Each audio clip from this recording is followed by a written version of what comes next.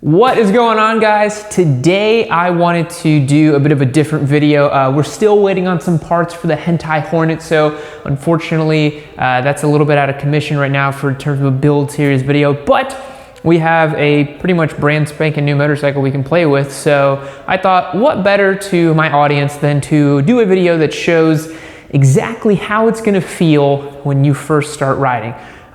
If you want, you can skip later in the video and see me riding this motorcycle and getting a little bit more of a flavor for it. But for right now, what I wanted to do was walk through every component that your body comes in contact with when you're riding. Riding a motorcycle is pretty different than driving a car, for example.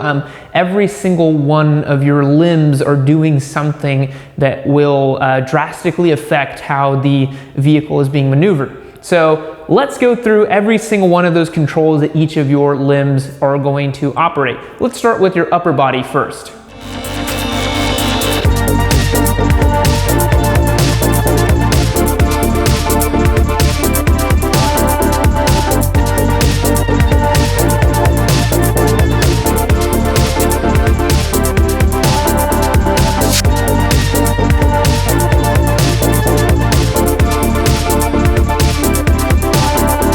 All right, guys, so right now we're looking at the front of the bike.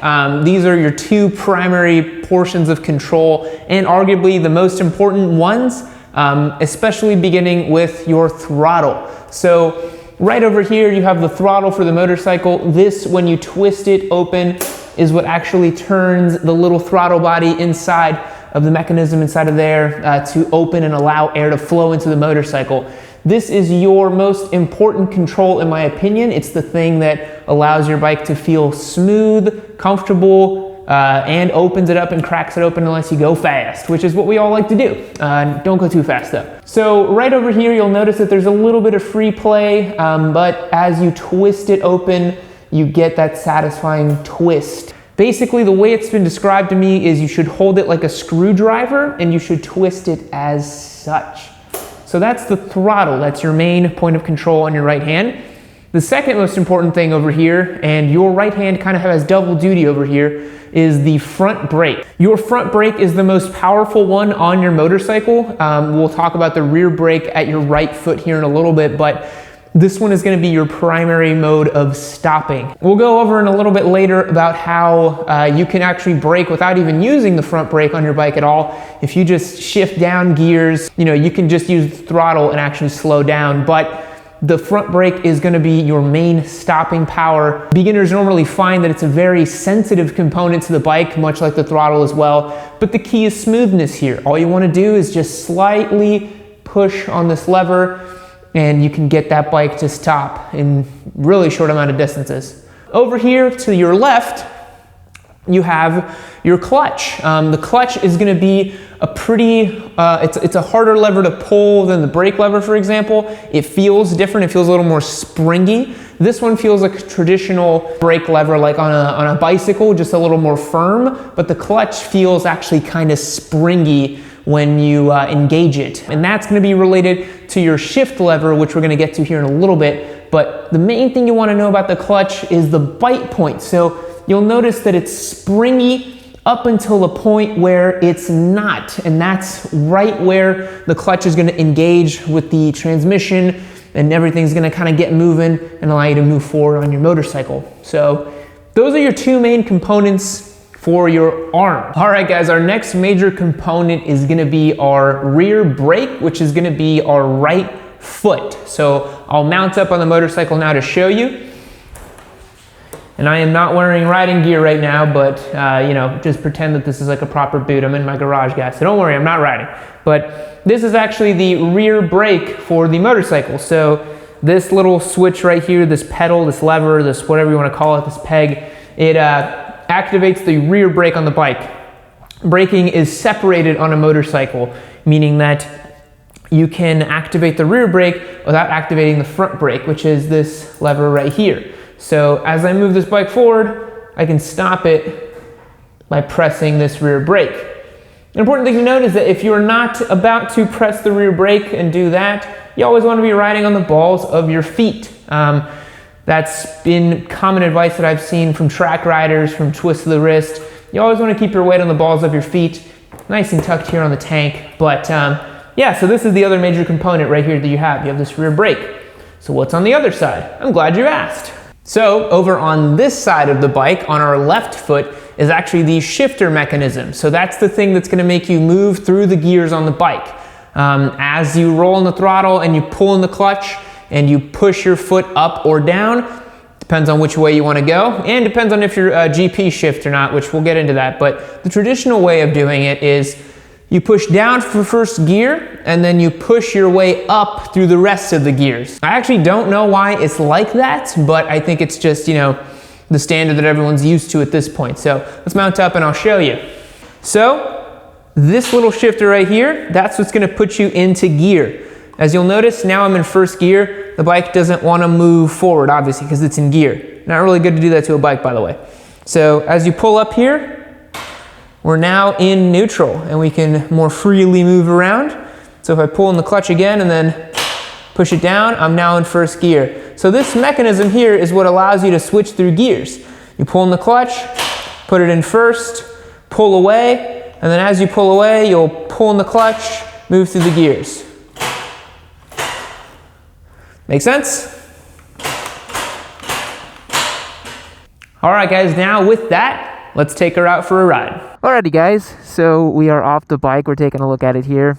We've just gone over all the controls for it. So now what we're going to do is we're going to jump on and I'm going to kind of walk you through all the feelings, how everything kind of works and interacts. And I'm going to do my best to try to show you that. We've got 2 camera setups going on right here. Hopefully it will, you know, help y'all see how all of this works. So one of the funniest things about motorcycles that a lot of people don't realize. And of course, as you can see from that camera right there, always wear all of your gear, guys. You can see right now I'm wearing a leather armored jacket, got my gloves, got my helmet, got my slide resistant pants, and I got some nice Alpine Stars boots on. So one of the funniest things you'll notice on a motorcycle is you turn the key and nothing happens. Kind of weird. In a car, you would, you know, just turn the key and it would turn on. So even if you pull on the clutch over here, as we looked previously, you could do that. Nothing happens. Weird. Why is that? So the reason that happens is because on a motorcycle, and this one has an integrated kill switch and ignition switch, typically you have this big red thing here where you flip the ignition, you flip the kill switch and then you press the ignition button. The FZ07 has everything integrated. So all you have to do is make sure that the kickstand is down, because otherwise it won't turn on. I believe. Let's see. No, it turns on anyways. So, kill stand switch, as I was mentioning, the reason that I mentioned that is because on certain motorcycles, as you'll see right now, if I try to pull in the clutch and put it in first, bike dies. Why is that? Because this bike has a safety feature that it won't let you go if the kill stand switch is down. So if the kickstand is down. So as you notice, kickstand is down right now. So if we pull it back up, put the bike into neutral, and turn it on, turns back on, clutch in, foot down into first, and it doesn't die on us, which is nice. So that is good. All right, so basically the way this works is a motorcycle cannot just kind of creep forward like a car in an automatic transmission. Motorcycles, like 99% of them are manual transmissions. You have to do the work yourself. You have to make it go. You gotta pretty much just kind of feather the clutch and the gas whenever you want to make it move, right?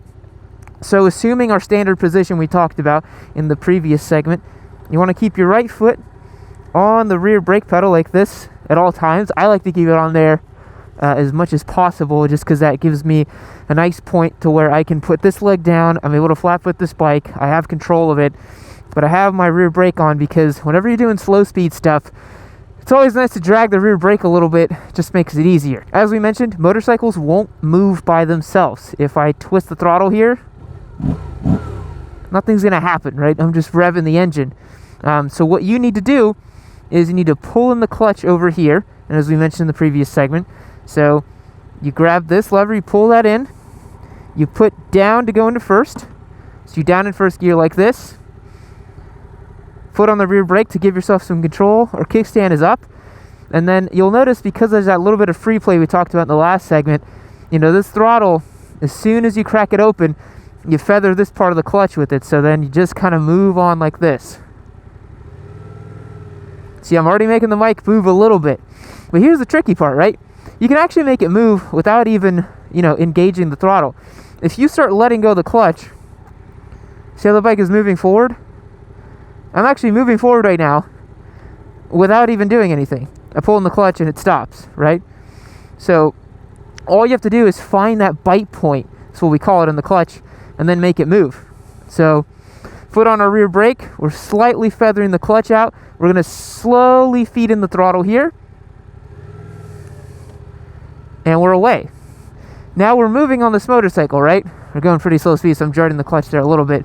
So as I go around this circle here, I have my foot dragging the rear brake a little bit to give me some stability, but I don't have to. See, as soon as I let it go, I'm going faster. But if I drag the rear brake, all of a sudden I'm slowing it down a little bit, right? And this is really good for slow speed stuff. I really recommend beginners take their time in a situation like this. Learn your throttle and learn your rear brake applications like this. That way you can move smoothly around whenever you're doing slow speed stuff. Because the slow speed stuff is what trips up riders the most.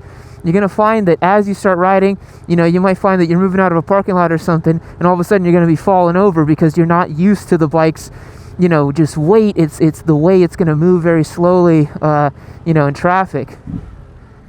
So if we just stop right here, that's the best way to stop also. You're going to always want to pull in the clutch whenever you're coming to a stop. And pretty much the best way to do it on a motorcycle is, if you're unsure of what's happening, just pull in the clutch, you know. Beginners, sometimes they get tripped up between the coordination of all three controls that you have in slow speed maneuvers, which is your rear brake, your throttle, and your clutch. So if you're not sure of what the hell's going on, if you feel like things are kind of getting out of control, just pull on that clutch and you should be fine. Let's do some more slow speed stuff here. So let's see another takeoff point, right? We're going to take off and just quickly go that way. You'll notice as I take off and I want to go that way, before I'm even taking off, I'm already looking where I want to go, right? So that's something you're really going to want to learn up about on motorcycles as well. Nearly every, you know, verifiable video that I've seen about bikes, you know, something that's of authority, talks about how wherever you want to go, you look where you want to go. So we're looking over there, that's where we're going to go, right? Easy as pie. So I'm pulling on the clutch just to show you guys that it's going to keep moving if you're not feeding it any power, but you know, you're going to want to keep on the throttle to make sure that you're moving along, right? And you don't have to feather the rear brake. I just prefer to, because it gives you just a little bit extra stability when you're going slow. Hopefully this isn't making you guys dizzy. It's making me a little bit dizzy. But I mean, it sounds simple, but once you wrap your mind around the fact that you have these three main points of control when you're going slow, that's really all it comes down to, you know? And what I did just there, you know, that's just kind of for show. I just like kind of blipping the throttle a little bit when I come to a stop. As you can see, you can kind of pull forward like this and then just kind of just give it some gas when you're slowing down. You'll notice that bikers do that kind of stuff. You know, we'll kind of just blip the throttle here and there. And that's different from downshifting, which we're going to get into eventually. But for this segment, you know, that's really what you need to know. So again, just look where you want to go, feather that clutch, keep your rear foot dragging on the brake, and it's easy as pie, man. Alright, let's get out on the road and see what this is like. Alrighty guys, we've stopped again. This time in a bit of a different location, because now we're actually going to go out on the road. I'm going to tell you how that feels and kind of how that goes. One point that I did want to make really quick though is how it feels popping between neutral, first, and second gear. Whenever you pop into first gear, you pull in the clutch and you press down on your shift lever over here, and you hear a very satisfying thunk, right? Whenever you go up into neutral, it's so hard to explain, but like basically it's like a very subtle push upwards, and you feel it pull out of gear. Like I can go all the way to second right now. Oh, let me go to neutral. Okay, so you go to first. First to neutral is typically like the trickiest thing for most people. When you're shifting up through gears, I've seen that newbies, whenever they shift up from first to second, because you have to pass through neutral, typically people have a hard time with that, but it's honestly easier than it sounds. So I'll show you right now as we pull out through here. I'll go from first to second. And basically, like, it's just really hard to explain, because what you're going to want to do is you just slightly push it up. And now I'm in neutral, see? Versus first, which is a much further push down. But neutral is just right there. Just right that little blip upwards.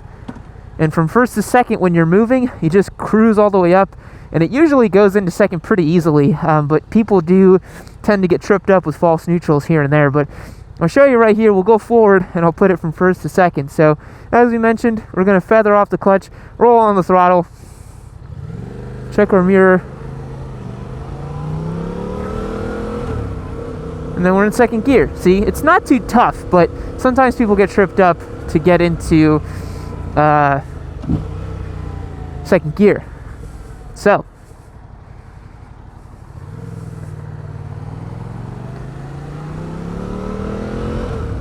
one thing you'll notice as you ride on the street and you actually go through the gears, as you notice every time I'm shifting up to the gears, I'm hitting the third, going to third, right? Man, these people really want to go, huh? And so you'll notice that it starts really lightening up, right? Every input on the bike, it starts becoming very smooth and kind of light. As you notice, I just kind of push on each of the bars, and the bike just kind of falls over where it needs to go, right? That, I think, to me was one of the things that I noticed first when I started riding, was like just how light you have to be with the inputs. I don't know why, but I thought that you have to kind of manhandle your motorcycle, but really all that it comes down to is you just have to ever so gently just kind of, you know, scoot it and push it where you want to go. And you'll start to notice that, you know, as you practice better and more advanced skills, like keeping your weight further down on the pegs and off the bar of the seat, you'll notice that it kind of just does what you want it to do even better, right? And so those are just kind of like little tips and tricks, but, you know, that's just stuff you're going to learn over time. I think the main thing that people need to know of how it's going to feel whenever you start on this thing, kind of getting into it, right? It's how important the throttle hand is, right? Your throttle is your sort of like key to the kingdom when it comes to your bike, right? We'll just take this turn really quick.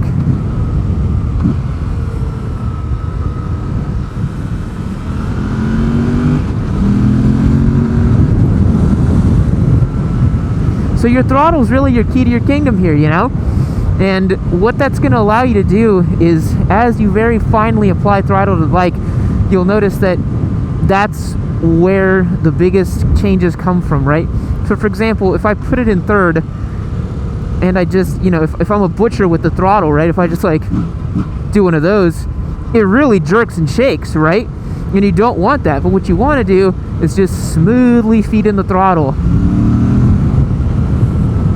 On and off acceleration, right? I think that's the big difference when it comes to cars and bikes too, where in a car it doesn't really matter if you kind of stab the throttle or do whatever, but on a bike you have to be very judicious with your throttle application, especially with something as torquey as the FZ07. If you're starting off as a beginner, you got to really be smooth with the throttle hand and your throttle application, right? Because that can save you from, you know, high siding in a corner or slipping out on a low side on a tight right hand turn in traffic. If you're not being super smooth with the throttle, you know, you might have some problems there. Anyway, so yeah, your throttle hand is your keys to your kingdom when it comes to this stuff, right? Being smooth with it, being easy with it, that's what it really boils down to. And I think that's the main feeling you get, and why I love riding motorcycles so much, is because your connection to your machine through your throttle is really, you know, it's really why it's so intimate, you know? Like as you shift down through gears like this, you know, you're going in fourth gear, and then let's say you want to be in third, shift it down one, shift it down one, shift it down another. You notice that it's like your throttle can actually brake for you, you know? You don't even have to use your brakes sometimes. And that's why if you've ever been behind a motorcyclist, you know, you'll see them slow down without hitting their brakes sometimes, because you can just, you know, downshift and it slows down for you.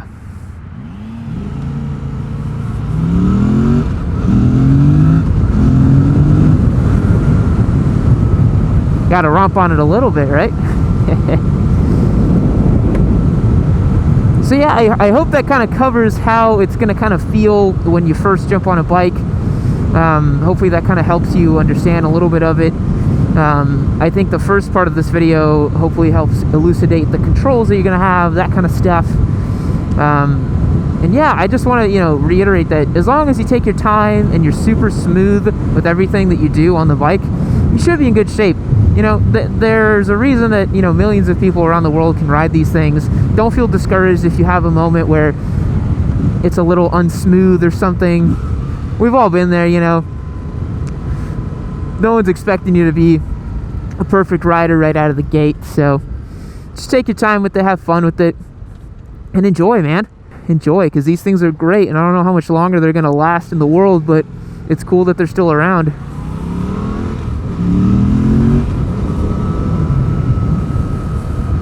And I'm really glad that I'm still riding them, honestly. I thought that I would have a situation where I wouldn't be riding them.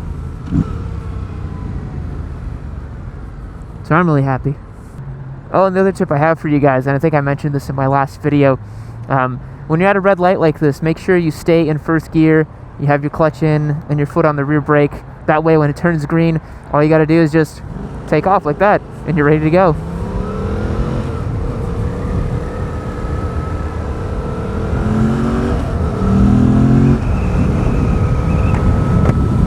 Anyways, guys, thanks for watching. Thanks for tuning in. Be sure to subscribe if you haven't subscribed yet. I got a lot more videos on the FZ coming out. As I mentioned previously, we are giving away this motorcycle, and if you like seeing me ride it and you want to see yourself ride it even more, click the link below and learn how you can win this motorcycle. I'll catch you guys in the next one. See you later.